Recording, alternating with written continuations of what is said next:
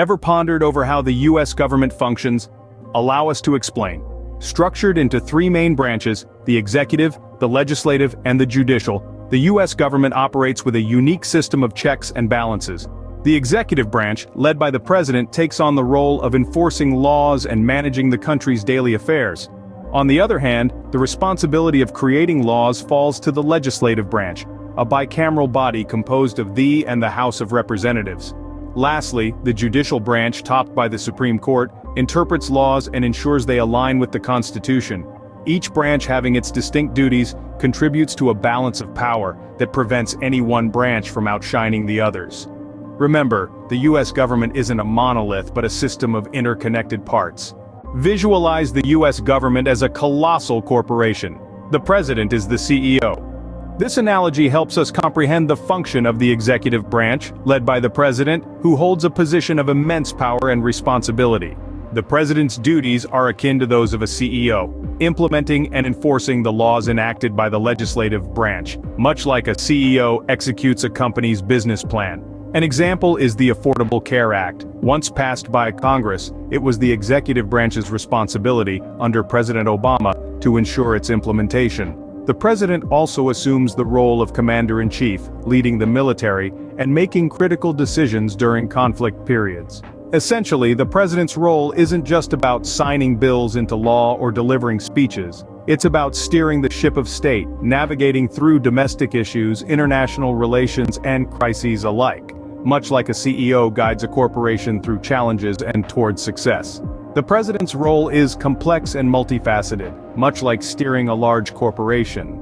Now, let's shift our focus to the board of directors of our corporation, the legislative branch, or Congress. This branch is the pulse of our democratic system, and it's composed of two houses, the Senate and the House of Representatives. The Senate, sometimes referred to as the upper house, comprises 2 senators from each state, irrespective of its size or population. This ensures equal representation for every state. The House of Representatives, or the lower house, on the other hand, is population-based. More populous states get more representatives. Together, these two houses work on drafting, debating, and passing laws. This process is intricate, often involving committees, amendments, and votes, but it's all in service of creating laws that serve the people's best interests. Their role in governance is crucial. They control the nation's purse strings and make decisions that shape the country's direction. Just as a corporation needs a board to make decisions, the country needs the legislative branch. Now, what if there are disputes in our corporation? Enter the judicial branch, our Supreme Court. This branch serves as the final arbiter in our national corporation, interpreting the laws and the Constitution. Imagine it as the company's legal team, working relentlessly to ensure the rules are adhered to. The Supreme Court, the highest court in the land, is charged with the responsibility of judicial review.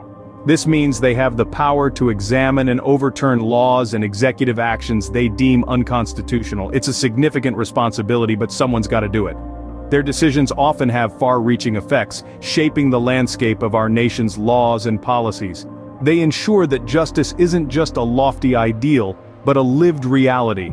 They are the custodians of our Constitution, interpreting its words and ensuring its principles are upheld in our day-to-day lives. Much like a corporate legal team, the judicial branch helps maintain order and justice. In a corporation, it's essential to maintain balance. The same applies to our government. This principle is embodied in the concept of checks and balances. The US government's 3 branches, the executive, legislative, and judicial, each have distinct powers, but they also have ways to keep each other in check. Consider this. The president, part of the executive branch, can veto a bill from Congress. But Congress, the legislative branch, can override that veto with a 2/3 majority vote. Here's another example. The judiciary, or the Supreme Court, can declare laws unconstitutional, effectively nullifying legislation passed by Congress.